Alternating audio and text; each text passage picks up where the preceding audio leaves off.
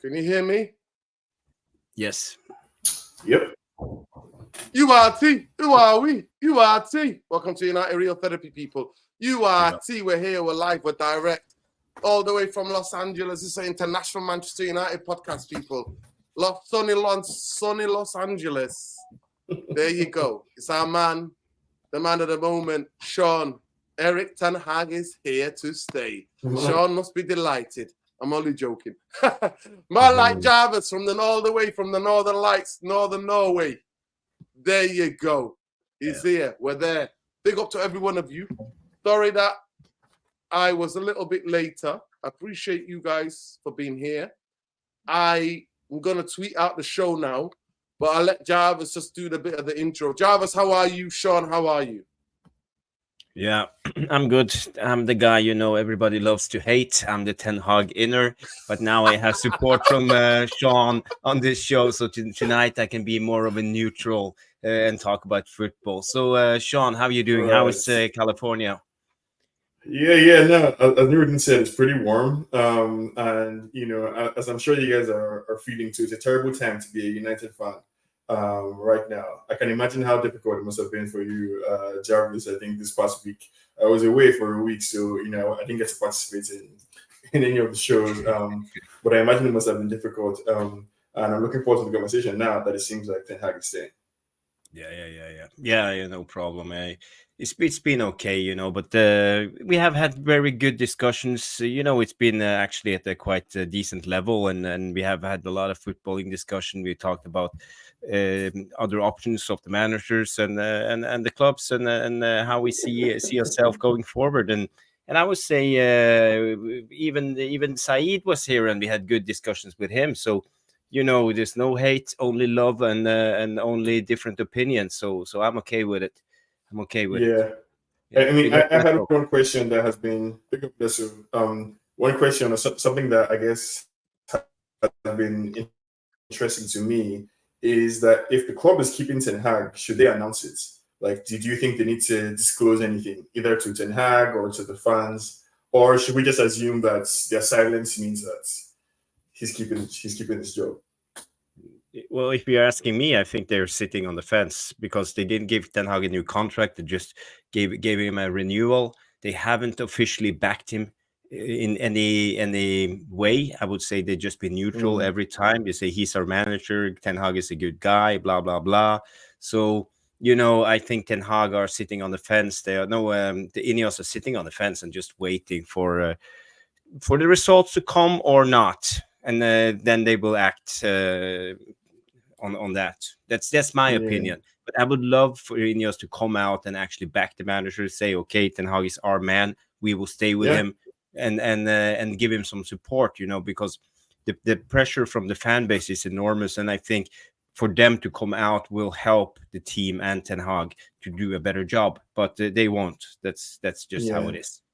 No, I think that's part of what makes this, big up Lesso and reading. I think the question is for everyone as well, right? That's part of what makes this such a difficult time because I can see the argument both ways. The moment they come and say Ten Hag is our guy, everybody now is on Ineos watch. Essentially, that's always the kiss of death, That's the kiss of death. The moment they come out and say he's our guy, then they're gonna get hung with it.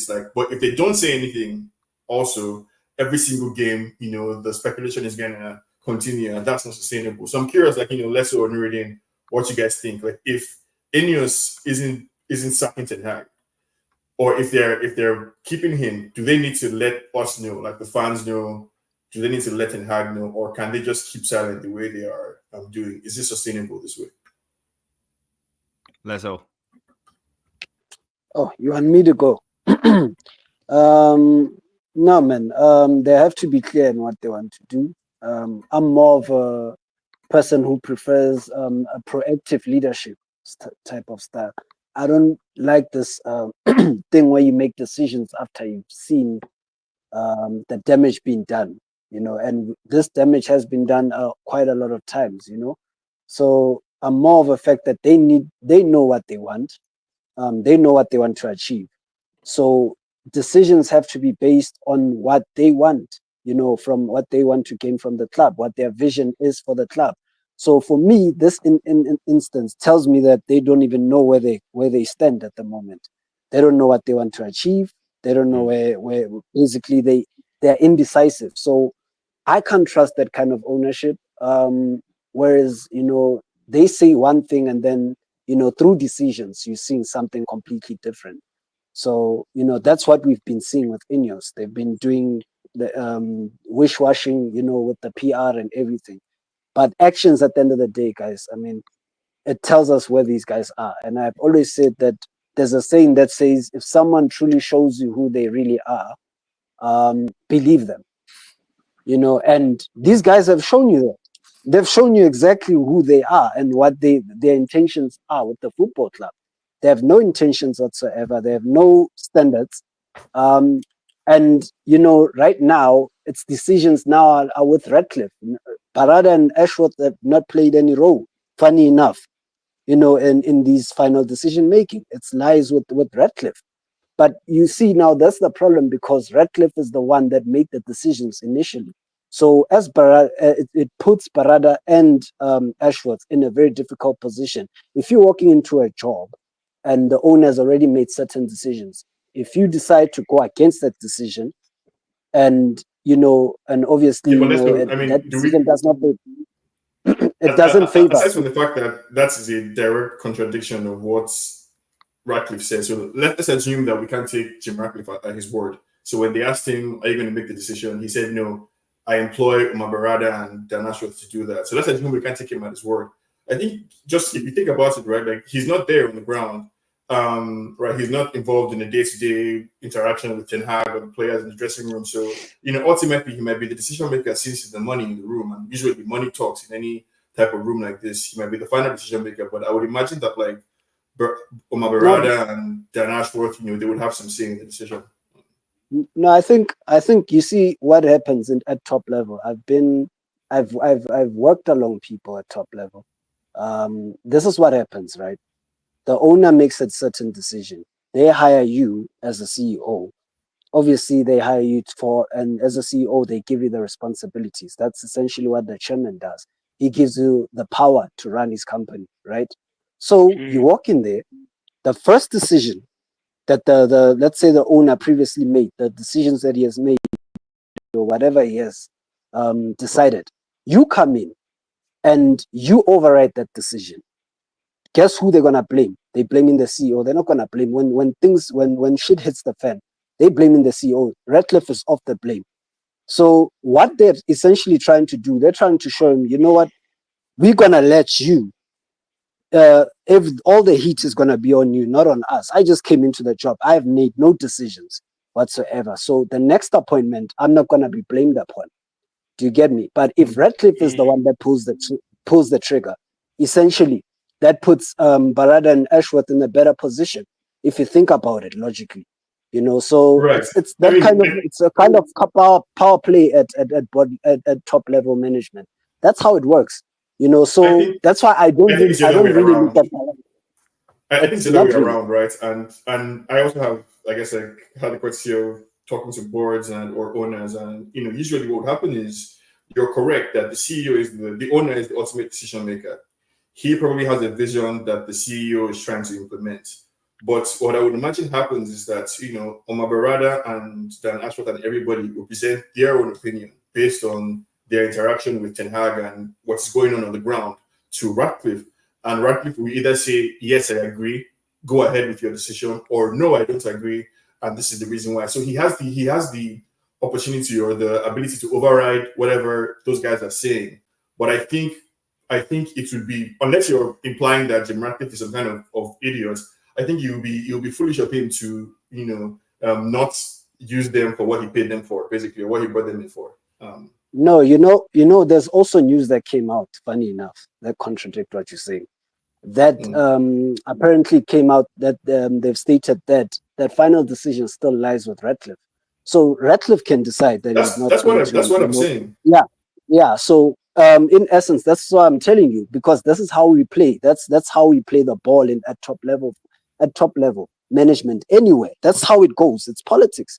So you need to make sure that your standing position is as strong as possible. When you've walked into an organization, you don't really have power, that power, bargaining power, to prove yourself to the rest of the board members to say, you see, if we make this decision, this is what. So you need to address the previous decision. Ratcliffe is the one that has to make that decision, because previously that decision lied with him. He made that decision without these guys' consideration anyways before they came into the football club. So now that lies with him now. Hence why they said, if you listen to the journalists and everything, they said that final decision doesn't matter what Barada and Inwan thinks.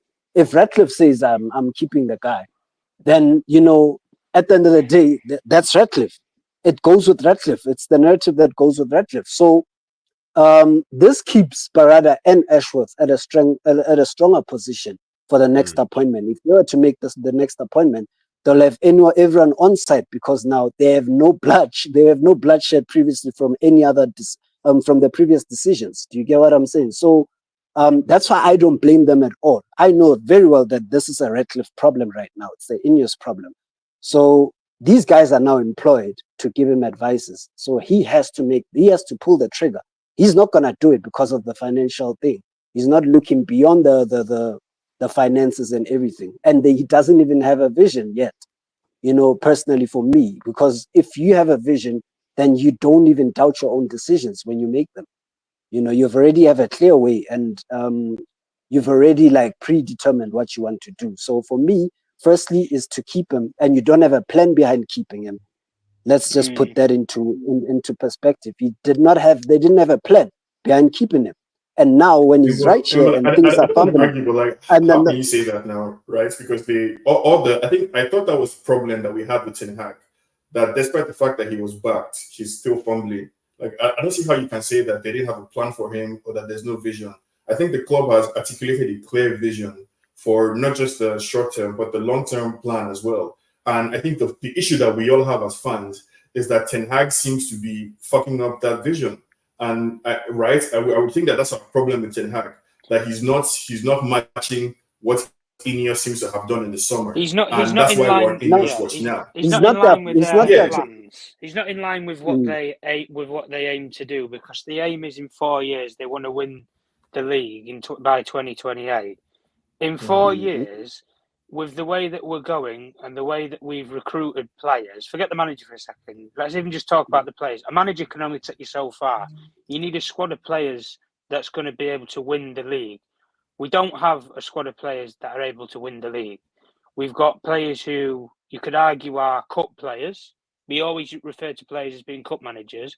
We've got players who are very good in tournament-based competitions, knockout stage competitions, but when it goes to the week in, week out period of football, they fail to live up to the standards of it week in, week out, and they're too inconsistent. Ollie got this team so far. To be fair to him, he did get us at top of the table, I think, by November, and then the wheels just fell off completely when he completely tried to transition this style. But he wasn't a coach, and he didn't have elite level coaches at the side of him that was instructing the players and developing them so that they could sustainably play a style of play week in, week out that A, was going to be entertaining, but B, was going to get the results of winning the league. Ten Hag, you could argue, has had the same thing. The only difference is he got to the end of season 2. They've decided to keep him on, albeit, guys, listen, if they could have agreed terms, they spoke to so many different options and coaches, like McKenna. They spoke to Tuchel, they spoke to De Zerbi, they spoke to all these different guys. And it's not just that they spoke to them, guys. They discussed finances with all of them of how much they would want to come in. You don't get to that stage unless you're serious about dumping this guy off. And they were very serious about doing it. The reason why they didn't do it, I have no clue, because there was enough managers there out of those 3 that you could say, well, McKenna is like that visionary manager. Maybe McKenna in 4 years might be the next Arteta, and in 4 years he might win the league. We don't know. He's still developing as a coach. De Zerbi is probably similar. He's developing as a coach. He needs that step up. Okay, he's took a sideways step to go to Marseille from Brighton. Then after Marseille, he's probably going to go to a big club. Tuchel, he's sat in as a free agent. The difference is, anywhere he has gone, he has won trophies. The only problem is it's not sustainable for long term, more than 2 seasons, and he's not going to leave your club in a good shape. The difference with us is, regardless of the manager situation, because I think it's inevitable he's going to go at some point this season, whether it's that it's at the start in now, December, or if he, God forbid, makes it till the end of the season, if he doesn't get top 4, he's not going to be here for the long term plan. So at the end of the day, whoever they bring in after is the guy that they see is going to win them that league in 4 years' time.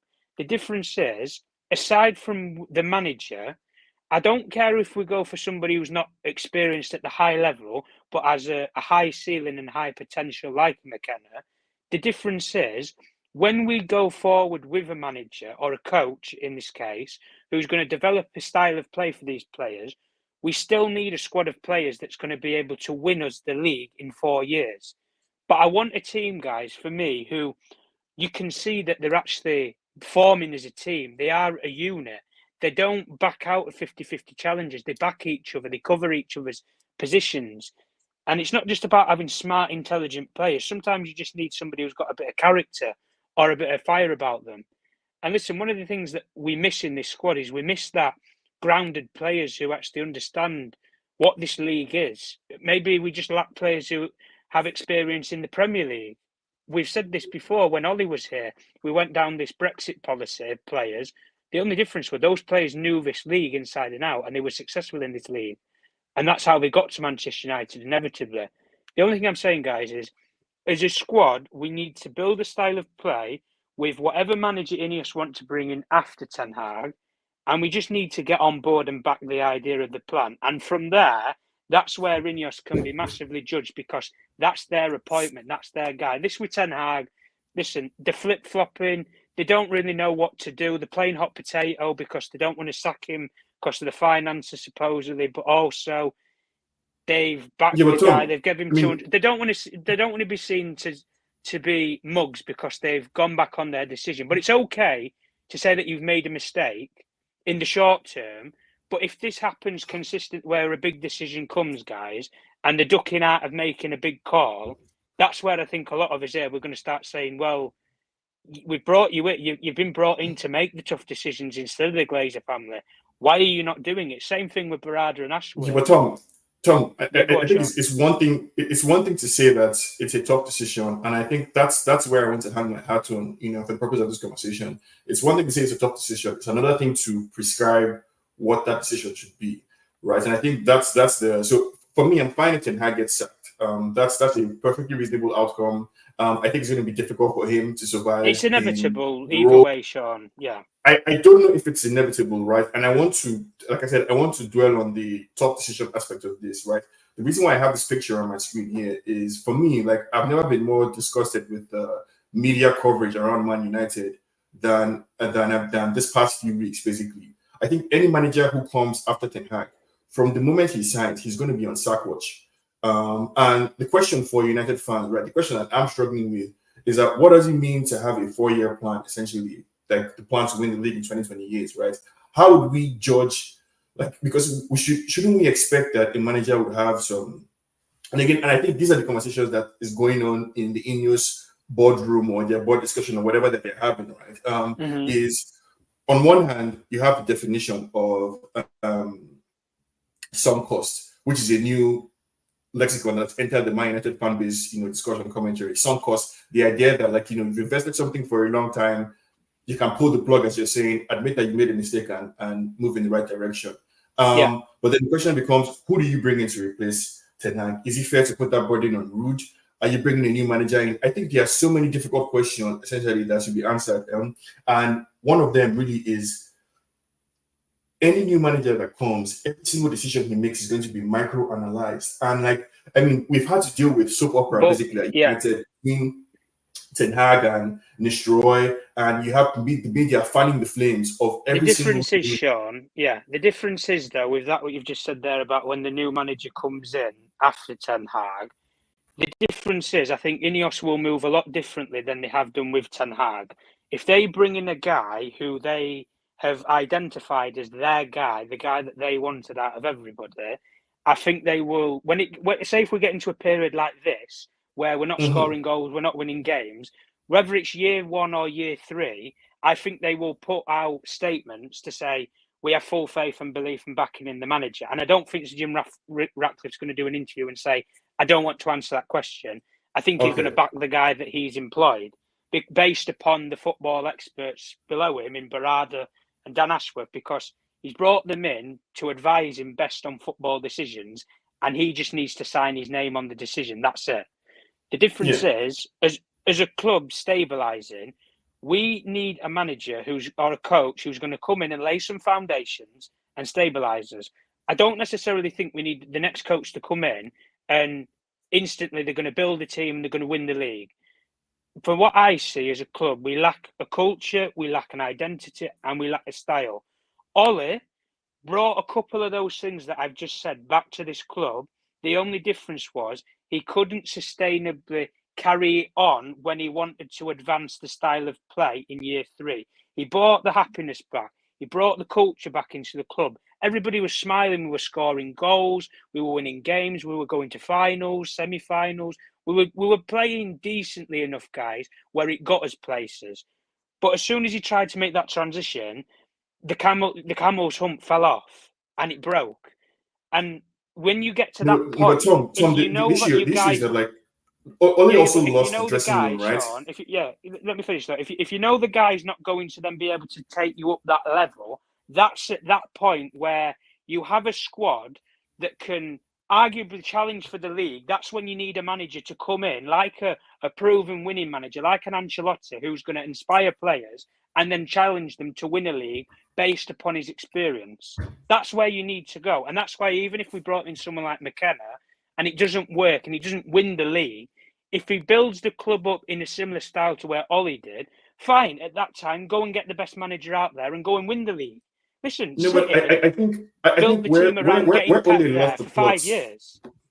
Yeah, go on, but Tom, the difference is that where Ole lost the plot, right? He lost the dressing room. There are reports about how when he needed a captain, there was nobody willing to volunteer to be a captain in the team, which is a damning indictment of like what's going on or whatever was going on in that dressing room, right? So Ole, as you said, brought the smiles back, brought the good times back, brought the culture. He put it to the place where somebody else needed to take it over and go and win. That was the difference because he couldn't do it. Right. No, but let's recall the sequence of events now, right? We were in the darkest time at the time, the darkest clouds ever with Mourinho. It was horrible. It was terrible. That's what I'm saying. That's what we are in now. You need a manager who's going to come in and do what Ollie did, and then Ollie can only take you so far. And that's what I'm saying with someone like McKenna. McKenna will probably only take you so far. And then that's when you need the proven 100% winner to come in for maybe 3 years, win a Champions League, win a Premier League, and then you need to rebuild the squad again. That's it. Have you considered the possibility that there's no such thing as a proven winner? Have you considered the possibility that there's no such thing as a proven winner in the sense you're describing, right? Because many clubs have tried that. We tried it when we bought LVG. We tried it when we bought Jose Mourinho. Tottenham tried it when they brought Conte. They had to build their own squad, Sean. They didn't inherit a squad that was capable of winning, is what I'm saying. When Carlo went to Madrid, that squad that he inherited from Zidane was capable of winning. The same thing that we say with other managers. When Mourinho went to Chelsea, he inherited a squad that could win the league. We have never built a team that, when it's gone to another manager, is in a stable position where they can go and build on what the previous manager has left them. Either it's because they're not good enough. Nuruddin, I know you want to jump in, right? But I think that's what they're doing now, right? I think that was the whole point of giving Ten Hag an extension instead of giving him a new contract, signing players based on the club's philosophy instead of a Ten Hag specific philosophy. I think that's what they're doing now, right? And Ten Hag is supposed to either midwife us into this new era or be the person to, back himself and prove himself. I'm right, but clearly it looks to me like we are in that position where we have signed players for the future. We've signed a bunch of very young, very talented players for the future with a mix of like some old heads, right? And Ten Hag, the coconut head manager, was given an extension instead of a new contract, right? Because he might be the one to take us to that phase. So like, I think for me, the question is like, what do we want? What are we asking of the club right now, right? Because we find ourselves in a situation where every week is like, okay, is this the week where he gets sacked? Should we be happy if we win? Because it means that Ten Hag is going to stay on. Should we be rooting for the team to lose? Like, where are we now, essentially, as fans, knowing, as we all agree, that Ten Hag might not be the person to take us to the next level, but like right now, where the season is, he may not necessarily be wise to sack him at this moment. But no, sorry. Yeah, big up people. Listen, I've heard the discussions in it. Like, first of all, big up, congratulations to the channel. We did tell you that Erik ten Hag wasn't going anywhere anytime soon. We did say we mentioned that the fact that the media were coming out. Laurie Whitwell, who else? Melissa Ruddy, and somebody else came out after the game and said that they're not looking to sack. There isn't anything about the keeping faith with Erik ten Hag when most majority of people were telling he was going to get sacked on a Tuesday. Now, going back to the question of Sean, when he was saying that, should they come out and say something? Yeah, we did a show the other day, Sean.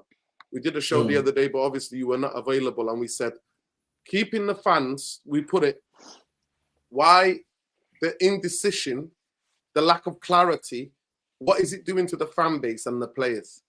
The owners of the club or the people who are in charge of the football club, the football structure needs to come out. And like Jarvis said, they need to back their guy. He's here. They gave him the extension. They need to support him. He needs support at this moment in time. You either sack him or you support him. There's no two ways about it.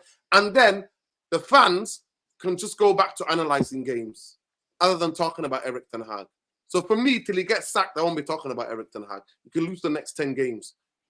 In this channel, we're no longer talking about Erik ten Hag. We'll be talking about Ineos and their absolute incompetency.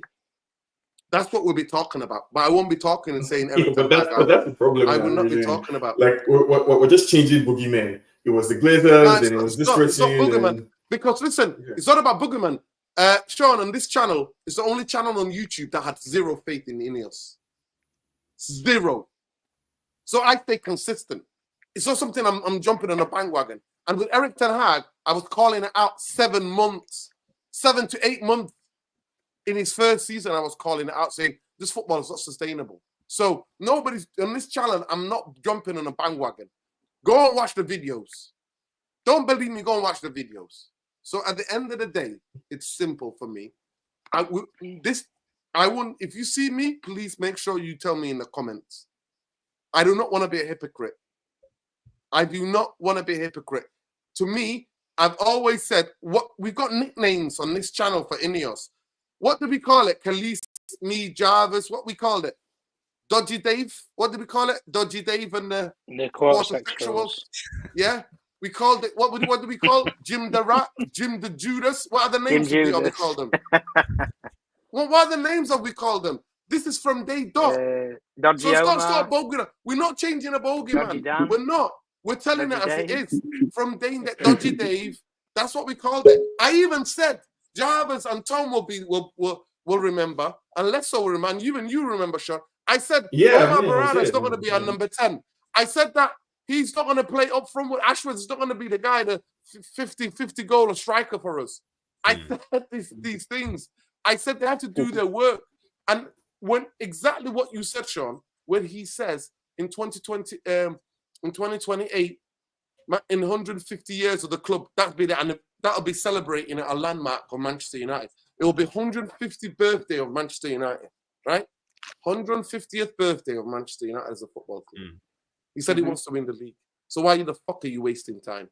But anyway, guys, I really want to move on from this because to me, you're asking a good question, right? And I think it's worth considering that like the answer might not just be that they're stupid, right? I think it can't just be that like, oh, like the Ineos guys are just, I don't know, like Jim the Rat or incompetent or however we want to describe it. I think you have to be willing to what I would call stillman, where they're coming from and acknowledge the complexity of the decision, basically.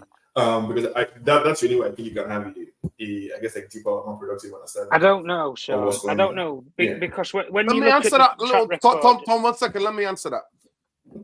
I'll say this simple, Sean. It's not their man. Sean, let me repeat, please. Just look at me 1 second, right? Don't look at your phone. Don't look at anything. Just listen to me for 1 second. They got rid of everybody above him. They got rid of 250 people at the football club, working class people, These are just working class workers who are going into work. 250 of them are gone. They got rid of everybody. They cleared out everything above him. They even cleared out his coaches from last season. Benny McCarthy would have still been there, but they cleared him out. The other coach that was next to him, they cleared him out. So please understand this. The sacking of Erik ten Hag by Ineos is the easiest job in the world because he's not their guy, right? If he was their guy, Sean, then I'd be like, okay. If he's their guy, I'd have the 3 months, 4 months gone, regardless of the results, they're going to give him the season, right? That is what you understand. You have to understand, everybody that hired Erik ten Hag is gone. It's no longer in place. Everybody that worked with him in terms of the so-called football structure is gone. They have took football control over. The only place that's there is Joe Glazer. The only person. So why do you think Ten Hag still has a job? Well, the point what I'm trying to make to you is that something happened that we don't know about during the summer when they were interviewing other managers. And then they said, he won the FA Cup, he won a trophy. In their heads, I can imagine. They're not, Ashworth and Omar Barada were not here, right? So from everything, when the way you look at it in terms of the timeline, it could be the Blanc fella and Dodgy Dave that made the decision. And then there's a video about Dodgy Dave. Dodgy Dave does not like making decisions, rush decisions. He explains it on camera and says, I don't like it. I like to take my time. I like to look at it from every point of view. When in football, you can't. In football, you have to be decisive. You cannot hang around and waste time when you know majority of the players have checked out. You know majority of the squad. The guys that he brought to the football club, and he's going with Maguire and Evans, and there's no future in Maguire and Evans. Right? So the idea for me, that's what it is. People, please smash a like on the video. But I genuinely want to move on because we're going on an echo chamber. So I'm just going to quickly go to Jarvis and then Lesso for the last point on what's going on. And then we'll move on to the Mazraoui. And then we'll move on to the Mazraoui thing. And then we'll finish off with, what other debate did I have? I had some other thing that I had lined up. The Roy Keane. Roy Keane incident talking about the overlap, talking about Manchester United today. If you watch the podcast of the overlap, Roy Keane spent a long time.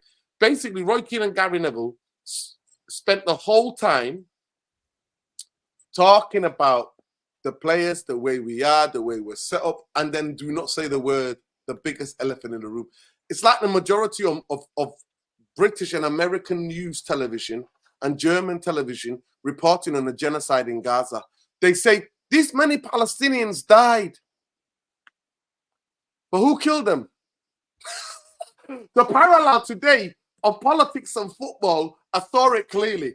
The players don't look like they're ready. The players who are put on the pitch, like going back to Maguire, going back to these players, it's not going to solve. Well, who put them on the football pitch? They don't want to put the name. They don't want to put the name to it, Dino. Though they don't want to. Like it was the same with Gary Neville with Ollie. Like he openly come out and said, "I'm never going to ask for my mate." Obviously, they're sat next to Wayne Rooney. And have you noticed, no managers in history has ever called for other managers to be sacked. Correct. People who want to go back to, because they don't do it, it's like some sort of rule. But it was ridiculous. But go ahead, just on the Ineos, Erik ten Hag thing, Jarvis. Let's so you two finish up, and then we'll move on to the Mazraoui. Yeah, I'm not sure what you want me to say about Ineos, but I'm just saying if you had any what Sean was saying and what Tom was saying. If you got any comments, that's all. If you haven't, my comments on Ineos is okay. Maybe they are not perfect, but they are sure better than the Glazers as leaders of the club at the moment. You know, they are into football. They have invested 50 million into Carrington. The Glazers haven't spent a dime in 18 years. So and they are starting the new process of a new, was it 2 billion 100-seater stadium.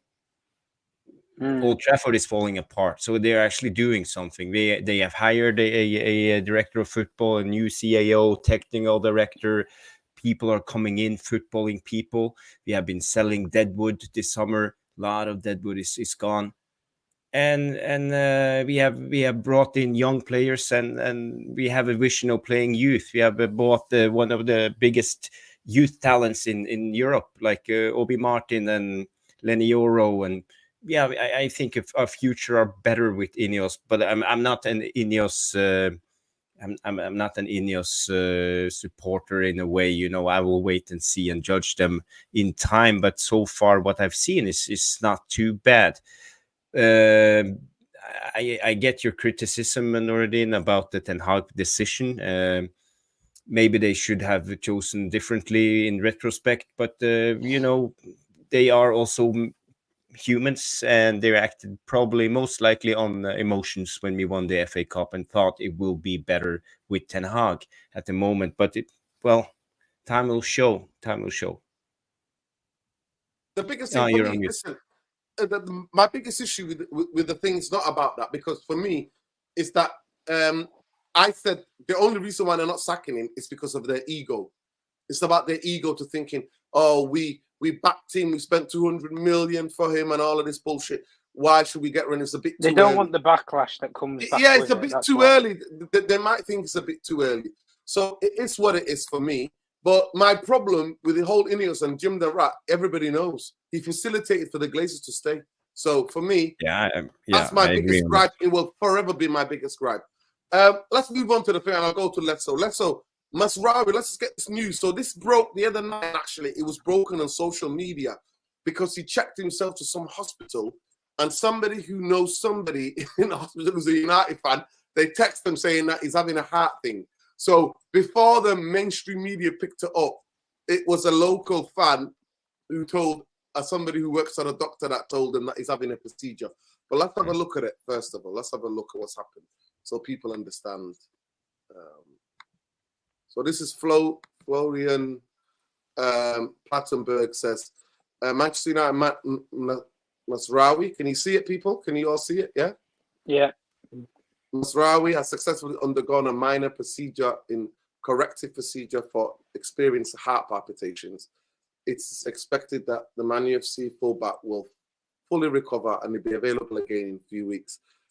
We've been told that the absence of several numbs is not expected. But anyway, it's a heart procedure. To be fair, by the way, I also get palpitations. By the way, people, I've been getting them since I was a kid, especially when I used to play football, because my brain thinks so fast than my body can't catch up. So I think you sometimes get them when you talk with Sean. Oh, about Ten Hag. No. Actually, it's never happened while I've been live. Actually, but I can tell you guys, genuinely, that I have to stop what I'm doing, or else I'm gonna pass out.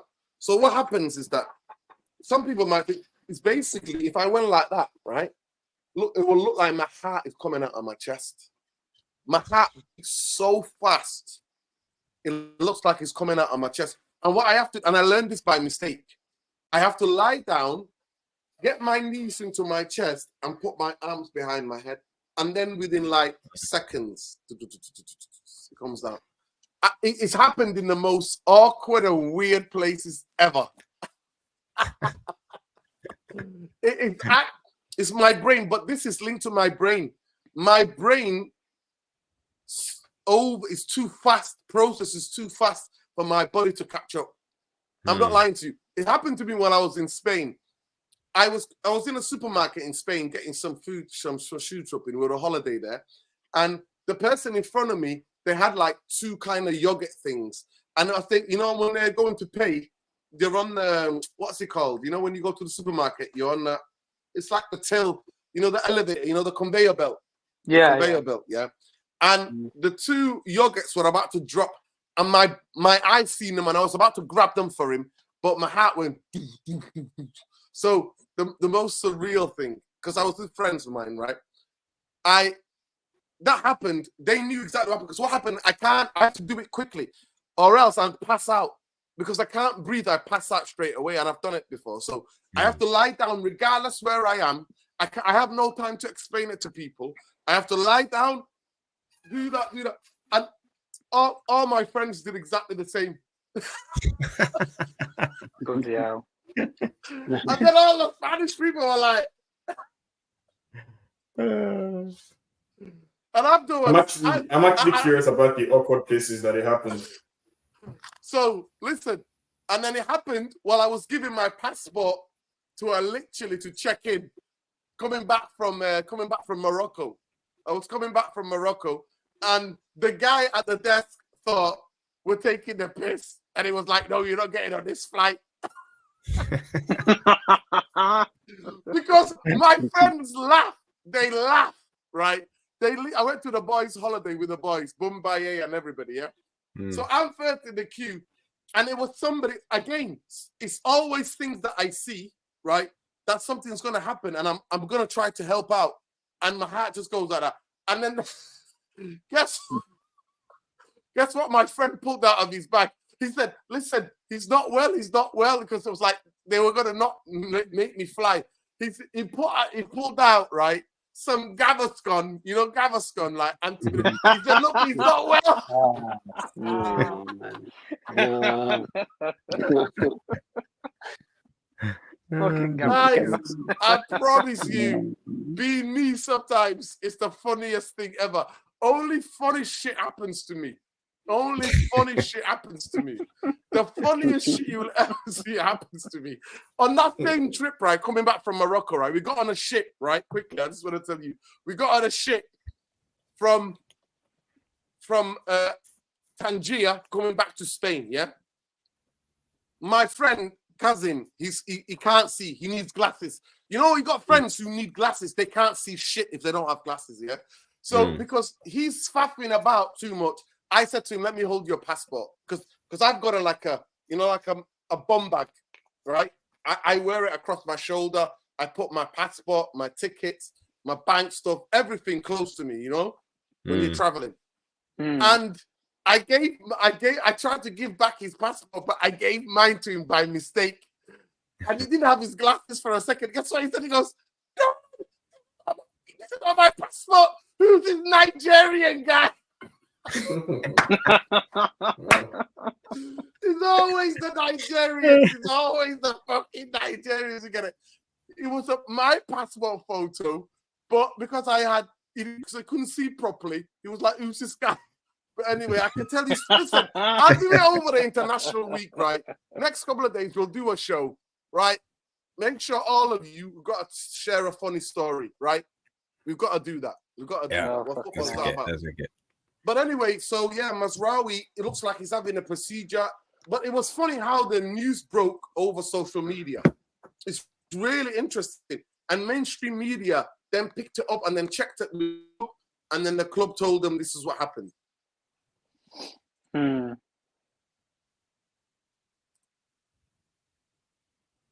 This is it. This is the funniest thing, yeah. The first time it had to happen to me when I was 9 years old, when I was playing football on the playground. My friend saw I was going to die. So yeah, I mean, I'm sure to the random observer.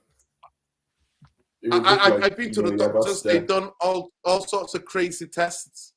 They just said, yeah, it's something to do with my brain. So it is what it is. So it is what it is. But listen, Mazraoui is going to be out. I think having a heart procedure. It's not 2 weeks because he's going to be laid out with everything with a heart. He's going to be laid out, right? He's resting now, yeah, quickly. So they're doing the international break and he's resting. So it might take him another 2 weeks to come back with fitness. So who's going to play left back for us? Come on. Who's playing left back, people? Who you putting left back? Eric Ten Hag? Johnny Evans. Who's Van Nistelrooy? Jarvis? It'll be double field left back. With Lindelof. Johnny Evans can play left back, do you know? We saw it last season. You know who it will be? Anthony. Anthony can play left back. Right, that's an option. Yeah. Oh no. Wing back. That's when he shouted at. Ten Hag. That's when Ten Hag fell out against the Liverpool game. I was in the stadium. He was telling him. He was like, no, I'm not going left back. Attitude. And then he was crying. And Rashford had to tell him. Rashford. This is the funniest thing.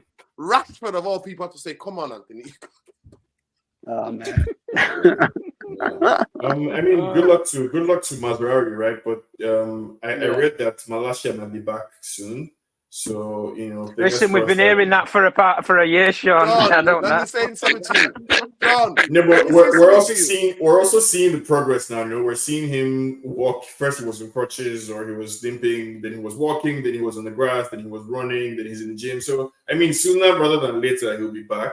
But if you want to ask a question, really, I think Dalot is still going to play left back, and you see Lindelof on the right, something like that. Or maybe Martinez. I'll believe Malacia is back when I see him on a football pitch. You see him on the pitch, yeah? Yeah. Okay. Big up to Alien Tenno. Alien Tenno gets my vote. Left back, 100%. He'll give more passion and he'll give more grit and actually play for the shirt than some of these dickhead. No Guinnesses the night before, Peter. No Guinness. No Guinness, Peter. No Guinness. No sellouts. No Guinness. No. Yeah. Mazraoui was bought on a payment plan while Aaron was sold for all cash up front. So it was net. It was a net financial net. Yeah. Well. Yeah. That's how they do it now. Probably the best bit of business that we've done in the last 10 years. I mean, if Mazraoui stays like this, it's probably the best signing, I think, for value for money that United has signed in a while. Now, listen, I'm not going to lie to you guys. I think Luke Shaw and Malacia are not going to be back till December. Yeah. So sounds right. I'm not. Yeah. They're Sounds not back. right. But we have options. We have I don't know, but today they came out that Martinez also injured, so he's not an option on left back. So we are lacking, but we have this young guy. What's his name again? That's 17 years old, who can play Harry Amos. He can actually play left back. So and now we are not playing the next couple of games. We are not up against the big teams. So I think it will be a good time to tuck him in, because what's the point having a youth academy and up and coming players if you're not ever going to use them? So for me now it's the time. I would rather play Harry Amos than play Lindelof on the right back, because he's not the future at all. So for me, I would go for Harry Amos. Yeah, I mean, although I think it's easier to play a young player at Old Trafford than it is to play him away. Murray. Yeah, Murray's 21. I don't want to see Amos anywhere near this team until the team is stable. What about Murray? What about Sam Murray? I think Murray's better. Murray's 2 years older. He's 2 years old. Well, 3, maybe, or 4 years older actually. I'll never understand. Listen, I'll never understand why we sold Alvaro Fernandez, to be honest with you. I heard some news that Barcelona and Real Madrid are monitoring him. Well, listen, he's one of those modern players, though, isn't he, guys? Listen, I picked up a buzz to a club. We did a video, remember, Tom, and people called me negative. People told me I don't know what I'm talking about. Listen, we all said this. And I was telling them, he got the young player of the year at Preston. Preston, yeah. Listen, we all said this, that he'll go to another club. He'll live up to the hype that he should have done at United if he were given a chance. And then he'll go to another club for big money. The only difference is United don't... What do we get, guys? Like 10% of that fucking deal. We get peanuts of it. You might get 10 million if that's it. And at the end of the day, we've lost out. I think he has a buyback clause, though, no? You what, sir, Sean? Isn't there a buyback clause? No, because when we sold him... when we loaned him out, I don't think it was under Ineos, was it? And before then, we never used to do buyback clauses with our young players or sell-on clauses. We've only just started doing it now. So, like, if we wanted to get Kwambala back, we can do. I'm sure. I'm not 100% sure when we sold him, but we loaned him initially, and then they had the obligation to buy him, I think, for the following summer, Benfica. But no, it's another one of those young players, guys, that we've let go. He slipped through the fucking net. And he'll go for like 60, 70 million pounds. And we've lost out once again. But the differentiating of it is, guys, wherever Luke Shaw is still a player at this squad... I just confirmed that there is a buyback clause. There is a buyback clause. Well, we know what Man United are like, Sean. They probably won't fucking activate the fucker anyway. Yeah. No, we won't. Because we'll probably... As soon as Luke Shaw comes back, he'll be back in the team week in, week out. pull a hamstring, and then you won't see him for another year, and then we're fucked again. Yeah. But at the end of the day, we've got to separate ourselves from this shit. Listen, we've got a midfielder who's got he'll pretty much die. Well, he died on a football pitch in Ericsson, who's playing game after game for you right now. You've now got a right back who's having heart palpitations. I don't understand, like with certain with our medical department, guys. It's so shocking that we don't identify these players have problems when they have medicals or assessments. Even like minor details when they pop up in results or blood results. A blood result will show if you have heart palpitations. Now, I'm not a doctor or medically scientific in that way, but it shows the diagrams of where your body's breaking down internally through your bloodstream. And the fact of that it's not our departments let this slip through the net again. Listen, I'm not so bothered because Mazraoui didn't cost us as much and he's a good player on his day. But the fact of we have this now, guys, whenever a manager, even if it's not Ten Hag, comes in and they want to use him, they're going to be presented with, this player has a problem. Ericsson has a problem, so he can't play 3 games a week. Mazraoui is probably going to go down the same pan. Sure, you're not going to be able to play 3 games a week because he might pull something. So your 2 designated fullbacks that you'd want to use, if Delo's not to get back in at right back anyway, you're not going to be able to use week in, week out. That's terrible. It really is terrible, and it's damning. But listen, we brought in Dr. Death from Arsenal. He's living up to his reputation, mate. I don't know what procedures, how he's actually going through with these medicals, but we've got broken players on the bill like Malacia. Sure, I don't know, mate. The guy's cashing out on his career at Man United, seriously. I've not seen the guy for 6 months. He went and played a Euros final instead of getting fully fit to come back from Man United. Tom, can you just wait there? Tom, can you just wait there 1 second? I just want to big up Ben. Thank you so much for sharing. Ben says, big up panel, Free Palestine, Free Ireland. Today's been a rough day for me mentally. I'm really, really sorry. Yeah, big up.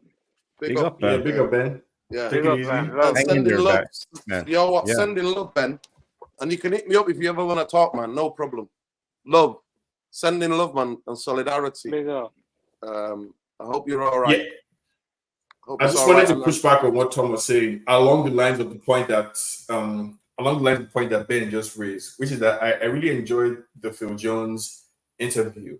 And my takeaway from that was that, and I agree that I think nobody wants to play more than these players. At least that's how I see it, right? So I don't think Luke Shaw is sitting somewhere on the beach drinking a pina colada, laughing at how he's scamming Man United. I think it's difficult for him, probably even more so, that he's not able to play and participate and contribute. So I would just ask Sean, he's took the piss out of us. I'm sorry. He could have made himself fully fit over a summer, but instead he chose to wait on at that England squad. He didn't participate any of the tournament, and he scammed his way into the final. Instead of, he could have withdrawn from the squad completely and got fully fit and focused on Man United. That shows me, as a fan, where his head is at. His head is not with Manchester United. He does not play a full season with England. England do not pay his wages week in, week out. Manchester United do. That shows me all I need to know about this kid. At the end of the day, that's a reasonable take, Tom.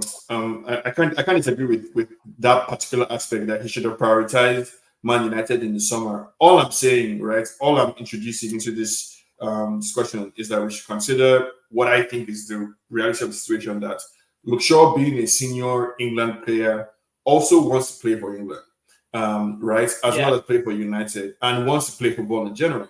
So I'm just saying that, I just personally don't think Luke Shaw is taking the piss. I would love for him to be back sooner rather than later. And I would just want us to consider, that these players that we're talking about are human. So shout out to YMY. Top tier mentally for Luke Shaw as well, I'm sure. Is all I'm asking us to remember.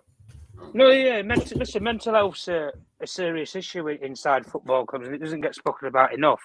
But social media plays such a big part in criticising players personally. And listen, you can take things to heart too much, right? Nobody should ever go on a personal, social media account of any footballer or just anybody in general, right? And insult them personally. You don't bring family into it. You don't do any of that shit or make it about race, colour, creed, or anything like that. Listen, judge them based upon football opinion, not on personal opinions. At the end of the day, listen, Luke Shaw, for what he's given us at Man United, he's been here 9 years. He's seen 2 contracts out, and he's had probably 1 good season out of all of them. And that was that last season under Ole Gunnar Solskjaer, and he was probably our best player. That's it. The only time this guy has ever performed week in, week out, and he's always been fully fit, is when he's got to fight for a contract. And do you know something, Sean? Whenever he's had to fight for a contract, in the 2 ones that he's had to sign up, when he stayed on and prolonged at Man United, he stayed fit for a full season. He stayed fit for a full season. That's what makes me fucking laugh. Listen, but Sean, there's a video that on this channel. Football. There's a video on this channel where we analysed him. We all called it. I called it on Twitter. I said, I've seen this film. I've had the popcorn. I worn the t-shirt. Yeah. Come on now. And what you saying on the whole for footballers is true, but there are certain footballers who take the piss. And Luke Shaw is one of them. And he's always taking the piss. He played for a contract. A lot of footballers play for the contract. Once that they get that contract. Happy days. Come on. Come on. We've seen it all before. But listen, anyway, let's move on to this thing now. Roy Keane was quite scathing of somebody like Eriksen today on the overlap. I don't know how many of you saw it, but it was quite scathing, saying that. And then I'm like, Roy, you're such a fucking hypocrite.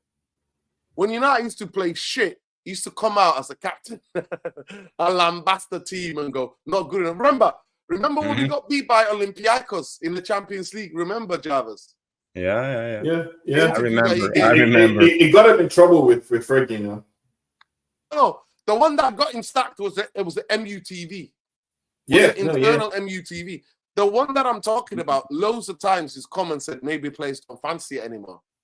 You know what I mean? So this idea of him coming out. So go ahead, Jarvis. I want to hear from you because what he said. How many of you watched the overlap? Did you watch it? So did you see it? What Roy Keane was saying about Eriksen? He's been saying the same thing for a few weeks now, and he just repeated the point on the overlap. But he's been saying the same. He's been making the same critique for a while since Eriksen gave the interview. That's his. Yeah. Well, he came out after the 20 game. Eriksen came out in an interview and said that they wanted it more. They wanted to win it more. And Roy Keane slated Eriksen for that. He said, yeah, okay, it's okay for a player to feel that way, but as a United player, you're not allowed to think it and you're not allowed to say it. So he was questioning the mentality of the team, sort of, and attacking Eriksen because he's a senior player in the group and shouldn't be saying that out loud on an interview, questioning the team's attitude and willingness to win a game. So in a way, I understand what he's trying to say. It's about the mental aspect of the game, the attitude of the players. And, you know, when it comes to Man United, we have been questioning the attitude of the players for many years. When it comes to this, we see the players bottle when we go 1-0 down, the heads drop all the time, and sometimes we see lack of effort, and you should never have lack of effort when you play for Man United. You know, when you wear that shirt, that badge on your chest, you should always give you all, and that's just the way it is. So I understand what Roy Keane is trying to say. In Eriksen's defense, I think he just called it as he saw it and how he felt at the moment. He was obviously very disappointed that we couldn't beat 20. And maybe it was a dig against his teammates that they should just straighten up and be better. I like the fact that because football is too sanitized and not everything needs to be kept in. Sometimes you have to let the public know the players were not trying. And I was at the stadium. I could see it. But then they were doing the same thing again 2 days later against Spurs. A defender picks up the ball and runs to half of the length of the pitch. That's what I'm saying to you. Erik ten Hag has lost these players. He has. But it'd be interesting to see what happens when they come back. But I know that that's what he's saying, because I know that he can't say, oh, the players are not listening to Erik ten Hag anymore. So as the player, a pro, Ericsson was like, no, they wanted it more. You know, forget about what ten Hag I think what's you need the to point want that it Gary more. Neville and Roy Keane were making before is that it's a damning indictment of the state of the team if the FC20 players want it more, right? I think the whole issue was that Ericsson said it in sort of a cavalier way, so matter of factly, right? As if it's not a significant thing that we should all be, up in arms about. That the FC20 players wanted it more than Manchester United, and as depending on where you stand in the ledger, it's Ten Hag's fault, it's Ineos' fault, or somebody's fault. But I think the issue here is that itself is very alarming. That for some reason these players, they don't want it. The players in the squad, and these are all new players too. So what's going on in that Manchester United dressing room or in Old Trafford that makes even new players who come in get infected with the same bug that the old players had, which is that they just don't want it. They don't want to work hard. They don't want to, even against FC20. I think that's part of what makes this manager, our conversation also complicated. There's clearly something in the air there at Old Trafford that is causing this issue. We've got a northern Norwegian in the house. Guess what's trending on Twitter tonight, Jarvis? Yeah, I saw it. I see a lot of pictures of the aurora in Wales, in Scotland, in southern Norway. What's going on? It's crazy. The end times are coming. when Wales gets what you usually get, Jarvis, this is where you live. You literally get this on a regular basis. But Wales this is and my Scotland sky. This is your sky. Yeah. And it's so beautiful. For me, it looks very kind of very galactic. I just need to see the ship take off from there. It looks like Star Trek for me, colors. Star Trek colors. That's what it looks like for me. Yeah. 100%. I had to share it and big up Jarvis, because Jarvis has shown us how it's all green. You know what I mean? And now it's all that beautiful color. I have to share it, man. I'm a person who loves looking at the moon. I love looking at the stars, and these colors are incredible. Yeah. Going back to the topic, so what you thinking? Go ahead. I don't really disagree with what Ericsson said, to be honest. We did say that we're kind of getting frustrated in people not being honest a little bit, with at least what's happening at the club, to some extent. But yeah, man, it's just shows you that there's just something that's not right. We knew that, obviously. We can tell with the consistency on the pitch, it's not there. Players are no longer playing, not really playing for the manager. There's no cohesion, there's no nothing. No one believes in what they're doing. Like I say, if you believe what you're doing, you guys can come together, even if it's like 6 hours you've known each other. You can come together and get to know each other, and you'll be able to play, or at least implement something that's cohesive without any coaching. So that's why I'm saying that, in essence, I think not much is being done in training, in terms of the coaching. And yeah, it's the manager, the players, it's just not working out. One instruction is going out the other ear. So it's a coaching problem overall, and as well as the players not adapting to the coaching. So it's not good reading. Like, honestly, if you're a fan, and you're hearing such things and you're seeing the team play the way they play, how can you criticize him for saying what he said? Roy Keane said it himself after the Olympiacos game as well. So, and Roy Keane said even way much worse. On METV, I remember watching that and I knew he was gone. You can't say what he said and get away with it. So, compared to what Ericsson said, honestly, I think it's very light. It's very light, and Ericsson just said it as he saw it. the team is just not cohesive. They're not working hard enough. They're not, doing what they're supposed to be doing. Well, we don't know what they're supposed to be doing because we don't even see what they're trying to do. So it's confusing overall, on a spectrum. But now, what can I say? It is what it is. Yeah. Now, 100% for me, I just think Roy Keane, Gary Neville, both of them want to come out and say what needs to be said, because they just don't want to be like, oh, they're calling for the manager's head. But at the end of the day, they said everything but calling for Eric Ten Hag to leave. But obviously, they sat next to a manager of Plymouth like Wayne Rooney, and the idea of them people then calling for other managers, it's just one of those things you don't do. By the way, I just want to wish somebody just said, some people talk about mental health. By the way, certain things are chemical in the brain. Mental health is it's just like physical health.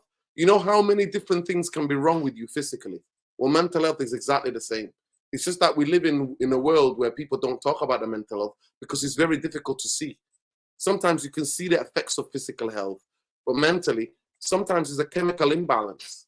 Sometimes it's something that's hereditary, something that you got from in your genetics. So there's many different types of mental health. It's not just one people. I pick up Alien Tenor. Alien, my brother ended himself because of real mental health issue. Yes, you fuckers don't know jack about that. Believe me. Yeah, big up in terms of what he's talking about, footballers. But I do disagree slightly. Big up for the super chat, and I appreciate you. And I'm really sorry for your loss, Peter.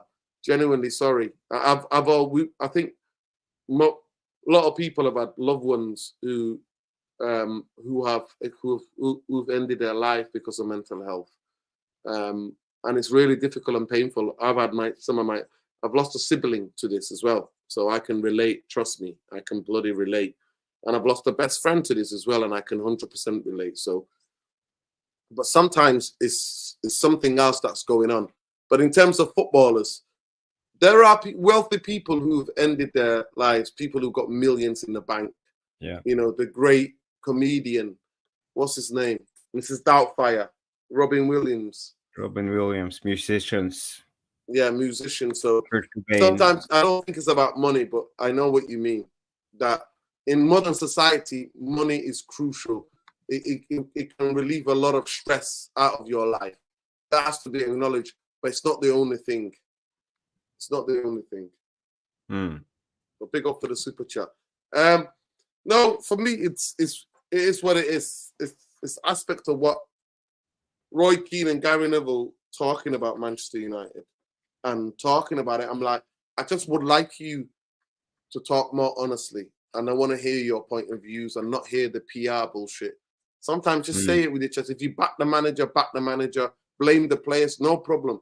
But if you want to blame the coach, then be honest with it. That's my only problem. Is that you have to be super honest with it.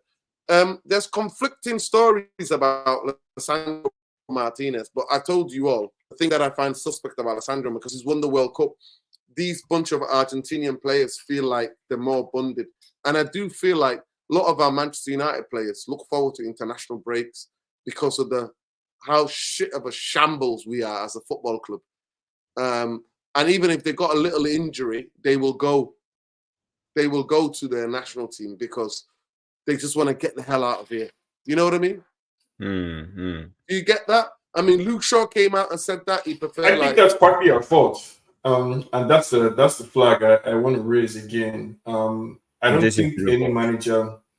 I don't think a new manager would survive, no matter who we bring, because this club has a way of cannibalizing itself, whether it's the media or the fan base or anything. So, of course, Lisandro would rather be in Argentina because now he's also under the microscope, right? There are lots of fans who want to make Martinez being not as good as he is their new cause, celeb, and there are a lot of people who are now on his case. So yeah, it makes sense, and again, the micro analyzing every single aspect of. I know we need to feel content, but like that's I think part of what's contributing to the environment around the club and these players and everything that's going on.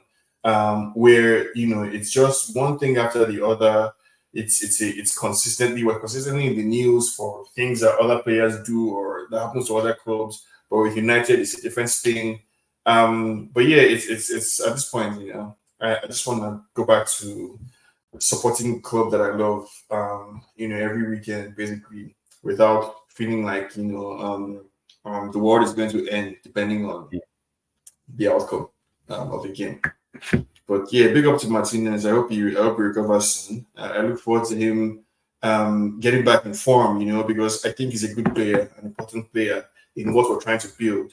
I don't understand why people are so offended that Maguire and Johnny Evans started against Aston Villa when we all are asking for the manager to play players based on merit, and he decides to drop players who are not playing well and play Maguire and Evans. Yes, we're not happy. And so yeah, I mean Martinez, hopefully he finds his form. Hopefully, he can regain his fitness and go back to being the good player that we all know and love him to be. Yeah. Do you think Martinez still struggles with the metatarsal? Because I think it's a very difficult injury to get rid 100%, and we always feel it because you have small bones in your foot blade, or what you want to call it. So you never actually. It takes a lot of time to heal. Yeah. So do you think he still struggles a little bit? It's possible. It's possible. Definitely. I think a lot of these players, a lot of footballers are probably playing with one, niggle or the other. I don't know if that's what has been causing his erratic form, right now. But I think it's possible that every now and then it will flare up and he will be out for a couple of weeks. I think pretty much for the rest of his career, we'll see situations like this, which is why it's be good for us to have a solid contingency of 4 very good centre backs. Right now, we have Martinez and Lenioro that I thought everybody agreed that we liked. A lot of people like Delete as well, and Maguire looks solid to me. So I think with the manager, with a better performing team, even if Martinez needs to drop out for a few weeks or something, we can still look like a strong team relatively. I just want to say when it comes to this with him this season, I bring up my tactical board because what we have seen is a lot of defending in the wide areas for the center back. They have to go out and cover for example Dalot, who inverts, and Rashford, who are too high. So we have 2 players on our left side who are not in the area where they should be as players. So we see this area here. Martinez always have to go out and cover the wide areas, and we know it's not his strength. He's much better in the box, middle central, because it's physical. He's strong. He's good on the ball. But when he goes out in this circle, it relies much more on pace, anticipation, and reading the game. Yeah. And that's not Martinez's strength. So in a way, I agree with Nuruddin, because you have been claiming it's a structural issue, and in a way, it is. Just to push back. I think Martinez will look in the wide areas. I think Martinez will look a lot better. Listen, by the way, majority of centre halves do not like being dragged out of central because they focus so much on shape and being centre. When centre halves are dragged out, that means there's an imbalance in the team. There is an imbalance in the team. Remember, Jarvis, remember teams will sometimes attack Manchester. I remember there was a season. Oh my God, it was crazy this season. I think it might have been the season after 99. I think, or before 19. When did we sign Stam? There was a season anyway when Stam was at Manchester United. And I'm not going to lie to you, Jarvis. Every time that the other team pulled Stam out of the in terms of central areas, they put the ball in and they would score. But if Stam was in the center, he would always defend it. I remember that vividly, like going to watch, and I would go to watch sometimes with some coaches, like with one of my coaches, and he would go, look what's happening here, boys. Look at this, look at this. He'd be like, Stam comes out. That's why you never want your center halves really, you want your centre halves to stay and protect the goal in the central areas. Every time they're dragged out, that means there's an imbalance. You are -1 in central areas. Do you understand what I'm saying to you? You're -1 unless you've got really defensively very good, kind of like incredibly like aware central midfielders who can go in there to protect it. You know, who can. I think Martinez is suffering because he's being left exposed, and I agree, right? The structural thing, but I think he's better off having a proper left back next to him, because if you look at that goal against Spurs, right, the goal that we conceded, the first goal, the first goal that conceded. I mean, that's Dalot 100%, right? That's a left back, or the person playing left back out of position, giving up. I don't know whether he gave up or whether he just didn't care, or what was going on there, that he followed Brennan Johnson or whoever scored the first goal for a while and then just stopped. I think that's a problem for Martinez, and once the left back comes in, like even if it's Amas, I think you will see a big difference in how we play with an actual left back.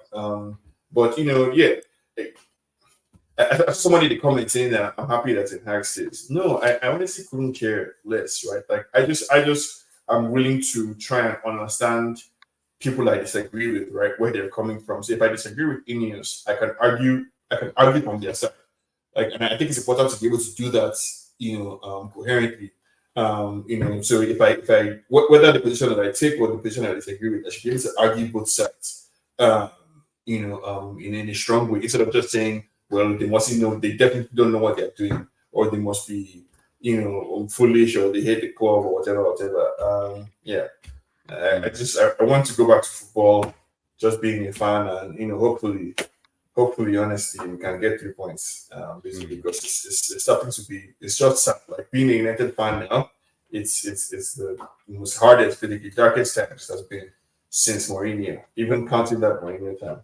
Sean, and Nuruddin, I have a question when it comes to centre backs. Do you think we should aim to sign another type of centre back now who are better defending the wide areas if you want to go on this way? Because I don't see De Ligt being a type of centre back. Okay, he can be aggressive high up the pitch, but not in the wide areas. I don't see that as his strength, because he's quite kind of slow. You know, he's not Harry Maguire, but he's not the most paciest centre back. So for me, I think we need someone else who can do it. No, I think these players. Okay, go ahead. Basically, for me, I think it's really impossible for the way structurally, once we get countered attacked and once our teams basically play this kind of like counter pressing us. I really think on Eric Ten Hag's system, the way it is, I genuinely think the best defenders will find a struggle. I'm not lying to you. I think some of the best defenders will find it a struggle, because I genuinely do think we isolate them so much.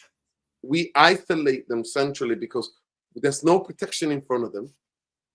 And there's no protection in the wide areas when we get overloaded. So what do they have to do? They have to come out, especially aggressive defenders like Lisandro Martinez. The best thing to buy would be a really quick centre half, and also a brilliant reader of distances between players. So we're basically trying to invent. We're trying to invent the perfect centre half to be able to cope in this position. And all it is structurally is fixable. It's just, if we go high and press halfway line, we have to squeeze in as a team. If we drop back, we squeeze in as a team. Now, I'm not going to lie to you. Listen, if Manchester United played compact like we did against Villa, De Ligt and Martinez are not having any of those problems. We're not conceding those goals. We're not. I mean, it's about compact football. I sort of kind of agree with Nuruddin, but only to an extent, right? And I'll say that, like, as far as I'm concerned, right now, you can't judge any of these players because there's just, like, you can't judge their ability or get a sense of whether or not they're good or not. I think a lot of people are saying this squad is not good. I think Ten Hag and what's going on in the coaching situation is fucked up. So with a different manager, maybe a different setup, better, playing style, or a better performing team, everything that looks bad now will suddenly look differently or good. I think also Ten Hag quite clearly, right, wants players who are who wants to expose his players to one-on-one situations and wants players who are good and who can come out on top of those situations. And I think it starts from the top. It starts from the headless chicken or half-hearted pressing that you see up top. And so pressing as a team sport, once the first person misses his press, it affects everybody else because the whole thing is no longer in sync. And then you have individual players who are exposed, and somebody's carrying along with a different manager, maybe a better performing team. I think all these guys look good. The late Martinez, then Euro, even Maguire. I think they can thrive. I don't know if we need to sign anybody else, honestly, because I'm not seeing anything from the people that we currently signed. I'm not sort of bringing a new center back. I think we have 4 very good players in Maguire, the late Martinez, and then Euro. 4 very good center backs that can play any system you want to play. So just pick your system, pick whatever you want to do, and be a good coach, right? I mean, the example I go to is Unai Emery. Can anybody tell me what Unai Emery's style is specifically at Aston Villa? Not really. He's just a good coach, and they're a hard team to beat. And that's what United needs to be. We just need the coach to be better, make better decisions, inspire confidence and determination in your players, and earn their respect. And unfortunately, and also handle the media, right? Be more aggressive and on top of. Stop answering questions, in a stupid way. Stop talking about your trophies that you won last year. Read the room. With all these things, I think the late and Martinez will look better. That's my 2 cents. Unai Emery's style of play. He does have a style of play, and it's quite distinct actually. If you watch Villa, Unai Emery plays his high defensive line to crowd the opposition when they have the ball, and then when they get it back, it's quick passing and quite direct to goal. That sounds a lot like the same thing that Ten Hag says and that Klopp says, and but he does exactly it differently. Like that. So his emphasis is aggressive press, minimizing space in the lines, and a high defensive line, and that's what is clear when you watch Villa. It's clear they don't mess about. You see Pau Torres, he punches it through the middle, but they always have people in positioning when they lose the ball. They get back in shape. That's the big difference. No, yeah, that's what I'm talking about now. That's the one thing it, quote unquote. That's one thing it. Sean, I'm not gonna lie to you. And next time Villa play after the international, please watch them. Right? They high press. Ollie Watkins works hard. They try to win. They try to counter press, actually winning the ball up high. And when they lose the ball, Sean, you know what they go to? Mid block straight away. They go to a mid block straight away. No, yeah, I promise you, Nuruddin, like if you ask Ten Hag, he has the exact same idea in his head. No. That press aggressively, recover the ball, and when you lose the ball, get into your shape. Whether that shape is mid block or whatever, he wants them to get into the theoretical shape that is defensively solid. The difference is that Unai Emery is able to inspire Ollie Watkins and his players to run hard and work hard for him, whereas Ten Hag is not able to do that. Like Ten Hag is, for some reason, is not able to get the players in his team to follow his instructions or to execute what he wants to do properly. And that is a failure on his part. And for me, that's a sackable offense, right? So that's how I have gotten to Ten Hag out, is that, Mr. Ten Hag, your decision-making is terrible. You're not able to manage this team or inspire confidence in your players. Maybe you should leave. But I don't need any style of play, honestly. I don't need anything. I just need a good manager who is able to make his team work hard. Everybody who is in the comments talking about Ten Hag is not a long ball manager. That's just silly, right? Like he has different, as in there's a style of play that he wants to do. He might be tactically inept or tactically inflexible, right? And unable to adjust to what's going on in the middle of a game. But his core feeling, as far as I'm concerned, his core feeling has to do with charisma and man management. Like he has the negative charisma, basically zero negative, and he can't manage the squad. That's where he has failed. No matter how good your tactical ideas are, If you cannot inspire players, it's not worth anything. Yeah, guys, we can talk about this all day, but big up to everybody. Love and light. I'm absolutely shattered. It's been a long day. But genuinely, before we go, I really genuinely just, footballing, we're all into football, and we like to look, send our condolences to the family of George Bulldog. He's a footballer, young man, 32, and apparently he was found, unalived. He passed away, apparently in his hotel room. I watched a bit of the England and Greek game tonight, and a lot of the Greek players who play with him at AK Athens, I think, a lot of them were devastated, and it was really great that Greece, as a country, dedicated their win to him. You know what I mean? George. So condolences to the family and friends of George Bulldog, because football is a family, man. And, you know what I mean? It's heartbreaking to know that a player who's only 32, you know what I mean? And that's the biggest thing. You have to hug your loved ones.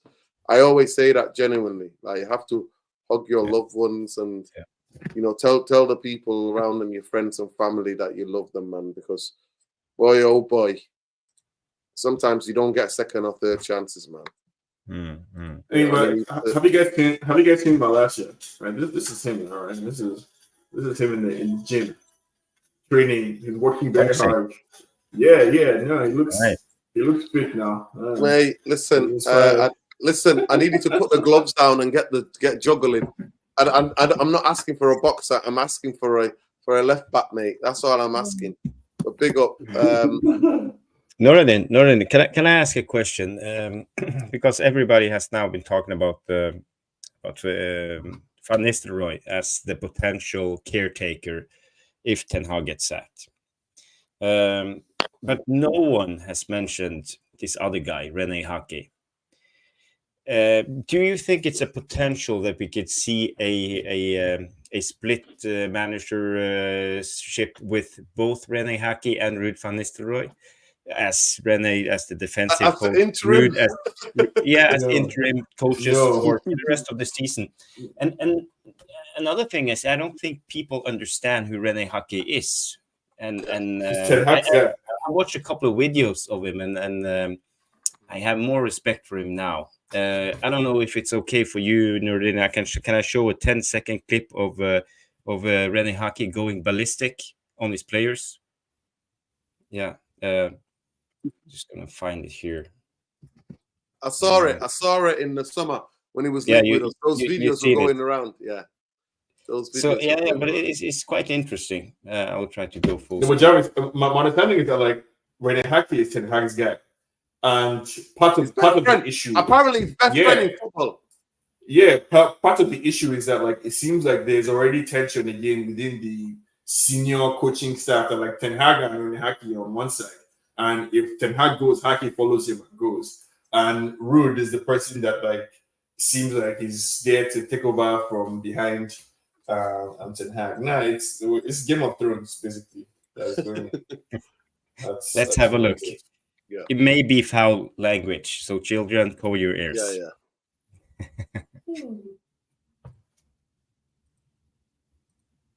Oh, there's no sound. I think you're too tough. What? Come on. Fucking hell. Hey, come out. Oh, technical. Instead of your head down. What? Come on. It's the Fucking hell. Hey, the arrows. come out. I think you're too tell something to the guys, or not? Instead of your head down. You fucked up the game. Two stupid yellow cards. That's one. And second, it's also when I put extra defender in. Fucking shit, don't give away the first zone.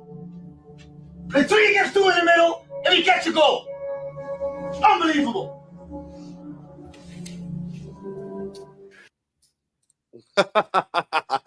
We're discussing about him. Yeah. No, he's very passionate. Very, very passionate. Super passionate coach. And I just hope could he be the guy? Jarvis, you know what I'm hoping for? Jarvis, what I'm hoping for? I really hope that Eric Ten Hag, his whole coaching staff, brings them in and really hears them out. Like, honestly, guys, what's going wrong? Like, everybody can speak. Trust me, Eugene. They're talking. Right? They're talking. Because for me, sometimes when I've been in that position, certain coaches don't want to upset the manager. They don't want to. They'd rather talk to themselves about what's going on and not upset the manager because they think, like, ooh. And I think, no, it's growing up football. Talk about it. And just say, Eric, listen, Eric, we cannot play this. We have to go to, when we lose the ball, the players, the whole team has to act quickly to get the ball back, technical fouling. If you want to play your football, we have to do this. We cannot be doing one headless chicken. And for me, then that means taking Bruno out and Rashford out and working with them in training, showing them the reason why you're not in the team because you two cannot do this. If you do this, you get back in the team. My friend who coaches the team, that's what he does. That's what he does. He takes the players out who can't do what he's asking him. He shows them again and again and again, does the one-on-one with them, and then says, okay, when I think that you've got it, you've understood that, you go back in the team. It's not that complicated, Jarvis. I swear to God. No, I agree. They need It's to not strip that this complicated. football back. It's not complicated. It's not. It's not that complicated. And one of the biggest things, I don't know if you ever coached, Jarvis, yeah? But to me, when I went on my coaching course, they told me, don't overcoach. Give players simple, clear instructions. Don't get in the players' heads, because they're not playing the game. They just think about all the things you ask. They're like in the head and they've got to tick. Oh, I've done this. He asked me to do this. I've got to do it. No. Play the game, but positionally. And to me, that's the reason why Bruno Fernandes and Eric Ten Hag, I just do not understand this. I do not get it. I don't get it. I've played football since I was 6 years old. I was obsessed with this game. I'm 6 years old. I've been obsessed with this game. From 11, I learned positioning. Don't worry about chasing the ball. Stay in the position. The ball will come to you. That's what my first coach used to tell me, school. The ball will come to you. I have to up. Yeah. Big up, Sean. Listen. So at the end of the day, it's what it is. But people, listen. Make sure you check out Sean Thomas at Sean Thomas. Make sure you check out Jarvis Bowley 7. And Jarvis Corner MUFC Realist TV on Monday night, 9 o'clock. Make sure you check out Sean Thomas. The geopolitical podcast is called How We See Things. It's all set up there. Look, that's for the podcast. How We See Things, geopolitical podcast. You can get it across all your podcast providers. Big up Lezo, Black Rain on Twitter. Big up to Tom Journalist 1 on Twitter. Yeah? Big up to Ben. I'm off to bed here to get some sleep. Have a good rest, stream loading. Make sure you hit those likes, people, subscribe. Once again, Fox signs him. Big up the Celtic, 100%. At the end of the day, free the Palestine, free Congo, free Sudan, free the Haitian people, free anybody in the world where people are oppressed. Free Lebanon. Stop bombing Lebanon. You psychopathic Zionist. Stop bombing women and children and families. You psychopaths. You genocidal psychos. And fuck the American government. Fuck the British government, the German government, the French fucking government, and every other fucking government leaders who are standing by this and watching this take place.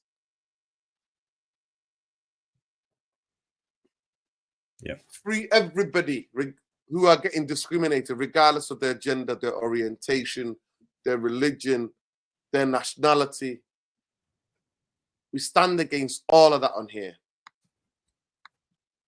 The only way to fight against this is more love, more compassion, more understanding.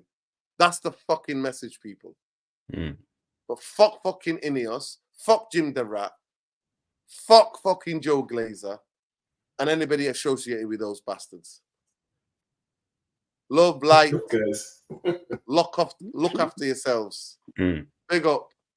Big up, everyone. Safe. Nice one. Take care, guys. Good night. Take care. Appreciate you. Please, those of you who watch the video, do you agree with Gary Neville and do you agree with our point of view about Gary Neville and Roy Keane, what we said about them in terms of should they just come out and say they're Erik ten Hag out because they're just speaking like it without actually saying it? Cowardice for me. Mazraoui, the heart, it could take maybe 3 to 4 weeks or maybe a month. I hope he's all right. I hope the recovery is good. Erik ten Hag, we said it on this channel. We stayed consistent. I said that they will be more asked about their egos than, they'll be more asked about their egos than actually doing the right thing for Manchester United. They're only delaying the inevitable. Big up to man like, look, big up to Brum. Big up. We're living in America, Coca-Cola. Somebody say war. There you go. There you go. Yeah. Erik ten Hag's not going anywhere. We talked about this. Listen, we'll be live. Maybe we'll do some story time. We're going to watch that documentary. Yeah. We're going to watch that documentary. 99. Maybe we'll do a show on Sunday night, Jarvis. Norway is playing Sunday night, I believe. So Okay, I have a game to watch. So we have to do it then later. Yeah. Yeah, later. We do later. Yeah. Big up to Norway and good luck to Norway. By the way, they won 3-0 today. 2 goals by Haaland and 1 by Sørloth. In a World Cup qualifier or in the Euro? No, just that silly tournament. I don't know what. No, I'm sorry, Jarvis. I'm telling you, they need to get rid of this manager. I'm sorry, Jarvis. They have to. You could do a better job than this manager. Yeah, I'm telling you, I have no faith in you. We actually work better without Odegaard. Because now we play more direct. We have 2 big strikers, Sørloth, who plays at Atletico Madrid, and Haaland. Now we play more direct against 2 big strikers, and we dominate teams. But Jarvis, no, he cannot work like that. You have to play Odegaard. Odegaard is one of your best players, and he works hard. He works hard, Jarvis. He presses, he works hard, and he's technically secure. You need to get a coach to coach that Bodo Glint. I'm looking forward to that game so much, Jarvis. I'm going to watch them and I'm going to do a tactical breakdown when I come back of how they play. Cool. I'm not watching you now. I'm going to watch them, see how they play, right? Yeah. So the fact that him, Odegaard and Haaland are not going to a World Cup, Jarvis, it breaks my heart. It's a shame. It's a shame.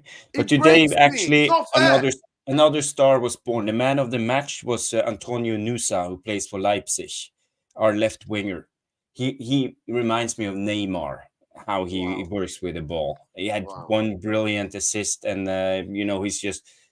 You guys call it showboating, but he's doing it effectively. No, it's not showboating. No. He's doing showboating effectively, like Neymar when he in his prime. Yeah, to me, it's not showboating if you're doing it. Showboating is when you're doing it when there's no need for it.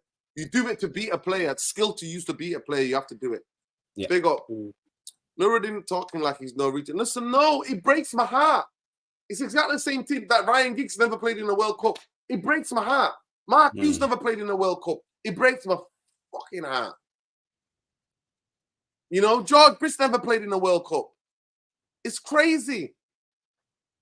It's crazy. But anyway, love and light, people. Look after yourselves. Let us know. In the chat, let me know. Players who've never played in the World Cup. Talented players who never played in the World Cup. I bet you won't get the biggest one. The player who won the Ballon d'Or, the European Player of the Year, but never played in a World Cup. Ferenc Puskas. No. Was it him? It's a long time ago. No. It's 80s, 90s. 90s, late 90s, early 90s. Yeah. Only one I can think of is He got it. Big up, Brom. Congratulations to Brom. You got it. Cantona never won the Ballon d'Or, but yeah, he got it. Lower Brom, you got it. Let us know in the chat later on. Those of you watching later, like the video, subscribe to the channel, and let us know who has not gone to really class players for their clubs who've never played, big players who've never played in a World Cup. Cantona is one of them. Love and light, because it was that famous Bulgarian team that knocked that France 98, France out in 94. Yeah. So Bulgaria were good enough to go and play there. Stoichkov. Stoichkov played at that team. Yeah. Yeah, big up Nadim, man. Big up, bro. Long time. I hope family is well. Love. Good night, people. Free Palestine, free the Congo, free Lebanon, free Haiti, free Tigray, free Ogaden, free anywhere where people are oppressed. Love. Peace.